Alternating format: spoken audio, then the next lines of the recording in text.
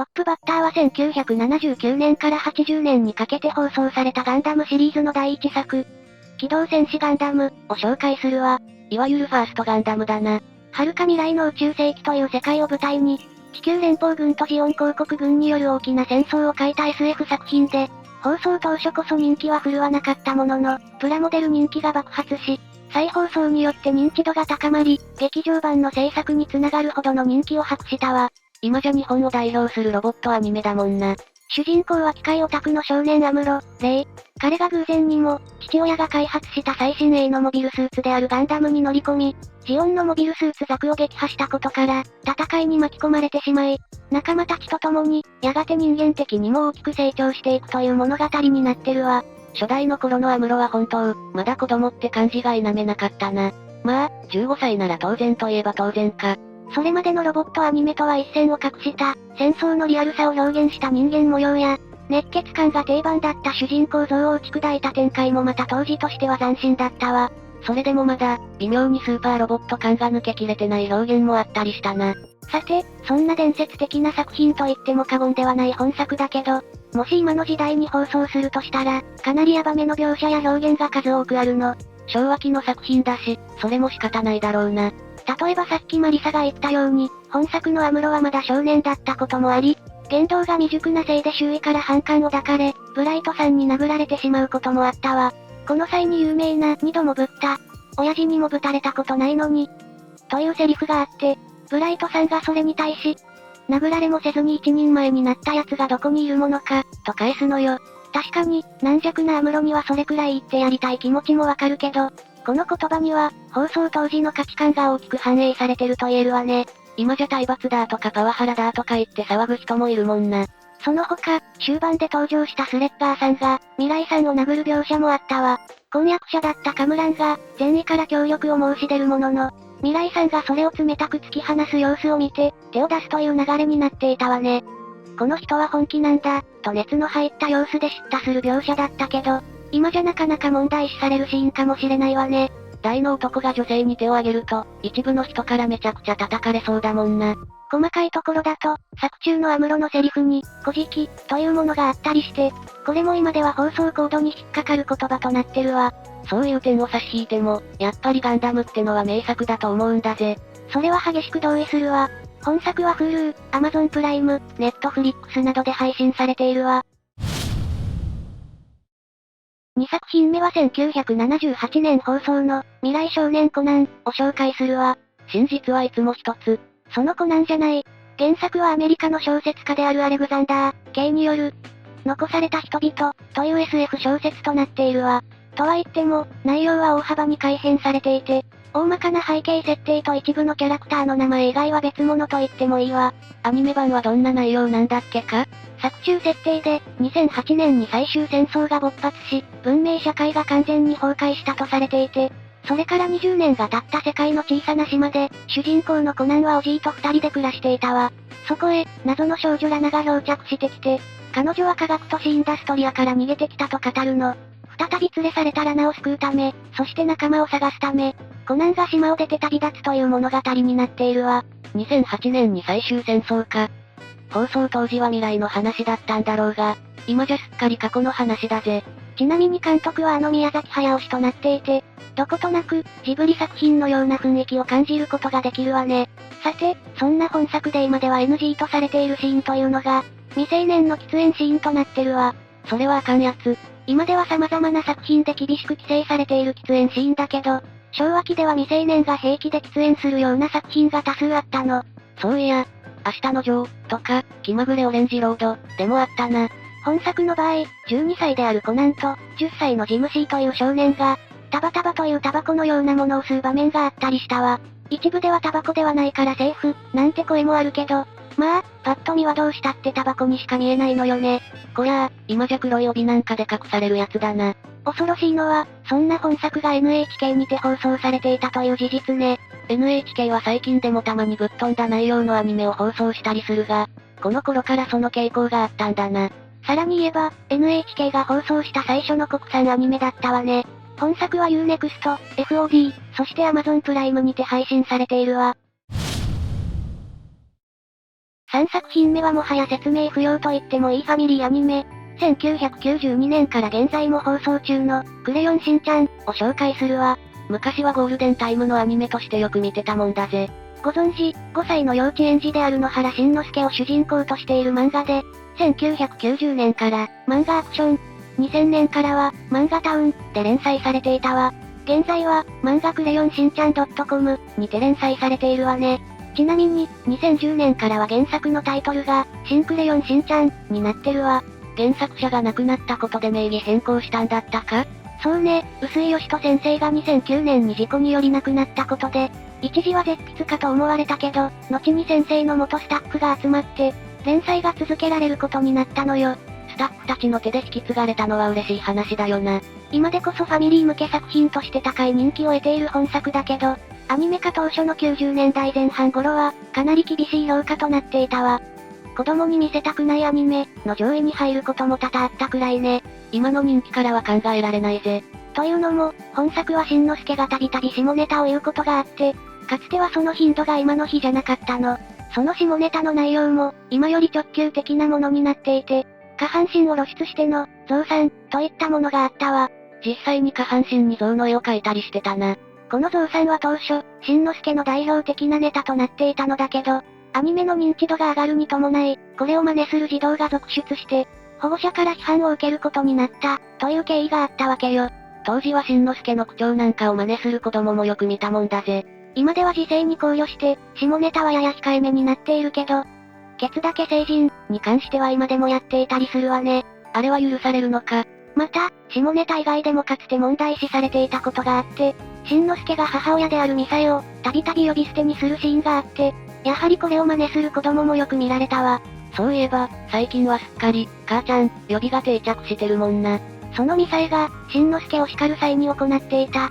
グリグリ攻撃もまた、体罰に当たるということで最近はほぼ見られなくなったわね。あの強烈なツッコミが笑いのポイントでもあったんだがな。昔は楽しんでいたネタが、次々と規制されていく、寒い時代だとは思わんか。あんたはワッケーン司令か。本作は Hulu や Unext、Netflix などの各種配信サービスで視聴できるわ。4作品目は1981年と91年で2度アニメ化された、ジャリンコ知恵を紹介するわ。原作は、漫画アクションにて1978年から97年までの長期にわたって連載された漫画で、累計発行部数3000万部を超える人気作品となってるわ。タイトルだけは聞いたことがある作品だな。そうか、しんちゃんと同じ雑誌だったのか。大阪のとある町を舞台としていて、仕事をしない父親に代わり、自らホルモン焼き屋を切り盛りする少女知恵と、その周囲を取り巻く個性的なキャラクターが織りなす人情あふれる日常を描く作品ね。仕事をしない父親って、クズすぎるなおい。そんな父親鉄から店を乗っ取って、知恵ちゃんが奮闘しているって感じね。少女の苦労話かと思ったが、思った以上にパワフルな女の子って感じだぜ。それはもう、男子を喧嘩で圧倒するほど腕っぷしも強い女子力高めの女の子だからね。それは女子力、物理、ってやつだろうが。ちゃんと一人でお店を切り盛りしてるし、普通の女子力もしっかり高いのよ。性格自体は素直で優しく、周囲の人たちからの人気も高い元気いっぱいの女の子なんだから。でも、昭和期の作品ということもあって、本作にも多数の NG 表現が出てくるのよね。日常的に会話の中に汚い表現が出てくることも多くて、多分今だったら P 音で規制されてしまうでしょうね。まあ、その辺は仕方ないか。そもそもな話、タイトルに入ってる、ジャリ、という言葉も、子供に対しての差別的な表現だったりするわ。ああ、それで、ジャリンコにすることで、女の子って感じにしてるわけか。また、設定からして小学生である知恵が一人でお店を切り盛りしてるという点も、昔の漫画だから許されていた表現であり、本来ならありえないことよね。本来の店主である鉄が喧嘩や博打三昧のダメ親であり、たびたび暴力を振るうこともあって、今じゃ完全にアウトな人物と言えるわ。暴力系父ちゃんは今じゃ完全アウト。また、作中では鉄の元担任教師だった花井先生というキャラが登場して、なんと知恵にお酒を勧めるというシーンもあるわ。教師が子供に酒を勧めるな。しかも知恵はそれを、結構美味しいわ、と言って飲んでしまうしね。良くも悪くも自由だった時代の表現と言えるでしょうけど、どう考えても、今じゃ放送できない作品となってしまってるわね。内容自体は面白そうなだけに、いっそリメイクを期待したいところだぜ。本作は D アニメストアや Unext で配信されているわ。5作品目は1986年から88年に放送された、メゾン一国を紹介するわ。高橋留美子先生による漫画が原作で、ビッグコミックスピリッツにて、1980年から87年まで連載されていたわ。最近じゃ、うるせえ奴ら、や、ランマ2分の1のリメイクなんかで話題の作者だぜ。いわゆるラブコメ作品なのだけど、10代の甘酸っぱい青春ストーリーではなく、浪人生の主人公と、彼が住むアパートの新しい管理人としてやってきた、未亡人のヒロインという構図が、なかなか斬新な作品となっているわ。その辺は青年誌ならではって感じかもな。舞台は、時計坂、という架空の街にある古いアパート、一国館、で、その後号室の住人が、主人公の浪人生である五代優作よ。優しい性格だけど、非常に優柔不断でもあって、当初は個性的な他の住人たちとも馴染めずに、転居まで考えていたわ。そんな中で、ヒロインのおとなし京子が住み込みの管理人としてやってきて、彼女に一目惚れした優作は、一国館に住み続けることを決意するの。超美人の管理人がやってきたら、そうもなろうってもんだぜ。1年前に夫を亡くしたばかりの京子と、年下の浪人生である優作。この二人の淡く切ない恋愛模様と、住人たちの織りなすコメディドラマが人気を博し、原作の累計発行部数は2500万部を超えるヒット作となったわ。80年代のトレンディドラマを彷彿とさせる雰囲気だし、人気が出るのも納得だぜ。そういう雰囲気、そして青年誌連載だったということもあり、本作にはな描写も結構見られたの。よくあるラッキースケベとかそういうレベルではなく、原作では優作と京子がラブホテルでおせっせをするシーンなんかがあったわ。それはさすがにテレビアニメでは放送できなかったよな。そう、さすがにそれはカットされているわ。でも、当時のアニメではセーフとされていた描写として、上半身の露出があったわ。アニメ版でも、一国間の住人の一人である六本木明美という女性が、ノーブラでスケスケの服を着るシーンが多く、そのたわわがあらわになっていたわ。視聴者だけでなく、浪人生にも刺激が強い。ちなみに作中のプール会では、京子の上半身が露出したシーンもあったりして、当時の基準の感謝が伺えるわよね。今のアニメじゃ、さすがにそこは規制が入ったりするもんな。幸いというか、配信版はそのあたりも問題なく見られるわ。本作は Hulu や Amazon プライム、FOD などで、デジタルリマスター版が配信されているわ。より綺麗になってるってわけだな。6作品目は1984年から85年にかけて放送された、アタッカー U を紹介するわ。原案は実話を元にした、今、白球は生きる、という小説作品で、当時のロサンゼルス、オリンピックでにおける、女子バレーボールの活躍と人気に当て込んで作られた反オリジナルアニメとなってるわ。バレーボールのアニメといえば、アタックナンバー1を思い出すが、こういうアニメもあったんだな。有名とはいえ、よくそんな古い作品が出てくるわねあんた。ほっとけ。物語としては、主人公の女子中学生、葉月優が、バレーボールの魅力と奥深さに気づき、その選手として強豪校で成長していく、よくあるスポーツ作品となってるわ。ただ、物語後半では選手の大型化によってフィジカル面の限界を感じた優が、テクニック面を鍛えて、体格差を補うため努力するという作風に変わっていったのが特徴ね。ふむふむ、昔ながらのスポコン作品って感じだな。そうすると、今じゃアウトな表現ってのはやっぱり、練習風景が問題だったとかかな？そうね、それもあるわ。バレー部の監督がそれはもうスパルタな人物で、常に竹刀を手にしていて、相手が女子部員でもお構いなしに、強烈な平手打ちをして、吹っ飛ばしてしまうシーンがたびたび描かれたわ。うわぁ、昭和の運動部顧問って感じだぜ。そんなのは序の口で、もっとひどいシーンもあるのよ。とある話で、手首を骨折してしまった優に容赦なく平手打ちを浴びせ、さらになんと、優のユニフォームを無理やり剥ぎ取ってしまうの。ハレンチ。その上で、お前たちは女じゃない。女と思っているから勝てないんだ。という罵声まで浴びせる始末だったのよ。もうどこから突っ込んでいいのやら、アウト要素しかなくて困惑だぜ。それに対して優も、上半身が下着姿にされたというのに、折れていない方の手を使ってスパイクの練習を再開するという展開よ。そうはならんやろ。なっとるやろがい。とにかく、こんな感じで今ではアウトすぎる指導場面が見られたのよ。ちなみに他には、シャワーシーンや入浴シーンといったサービス的な場面もあるけど、それが霞むレベルで暴力シーンが目立っていた印象ね。極端な例なんだろうが、これに近いことが平気で行われていた当時のスポーツ界。恐ろしさしか感じないぜ。そんな本作、日本での人気はいまいちだったのだけど、なぜかイタリアやフランスでは大ヒットして、イタリアでバレーボールのプロリーグが創設されるきっかけにもなったくらいなのよ。そんな金字塔的作品だったのかよ。本当、世の中わからないものよね。残念ながら、本作は現在配信はされていないみたいだけどね。あまりにアウトすぎて配信すらためらわれるレベルだったのかもな。今回最後に紹介するのは、1971年から72年まで放送された、アパッチ野球軍、よ。原作は、週刊少年キング、という雑誌にて連載されていた漫画作品ね。これまた古い作品だな。タイトルだけはなんとなく聞いたことがあるが、物語の舞台は愛媛の山奥にある小さな村で、かつて甲子園を制したスター選手だった主人公の堂島剛が、その村の野球部のコーチとしてやってくるところから始まるわ。ほうほう、寂れた村を救うためにやってきたって感じか？と、思うじゃん。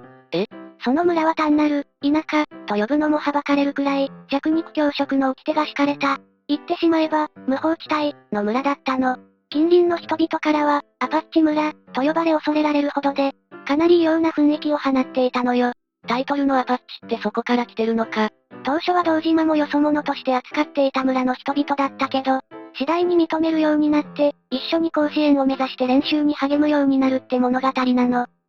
最終的にはちゃんと普通の野球漫画っぽい展開になっていくのかな？正直、そうでもないのだけどね。そもそも、本作はスポコン作品というより、野球部が作られることによる起こる人間関係の変化や成長、そして野球を使って金儲けを企む商人や、その商人と村長の癒着といった、ドラマ的な部分に焦点が当てられた作品となっているの。それゆえに、本来の野球とは異なる試合模様になることも多かったみたいね。ドラマ部分に主眼を置いた野球作品か、それだけ聞けば興味深いものだが。じゃあ、具体的に本作の何がヤバかったかというと、無法地帯だったために、日常的に犯罪行為が行われていたという点よ。どこのゴッサムだ？まず第1話から早々に、村にやってきた堂島が見かけるのが、校長の娘が、複数人の男どもに襲われ、強制や冷されかけている現場だったわ。最初からクライマックスだぜ。当然、堂島がこれを助けるのだけど、なんと、襲っていたのは後に堂島が野球を教えることになる生徒たちだったのよ。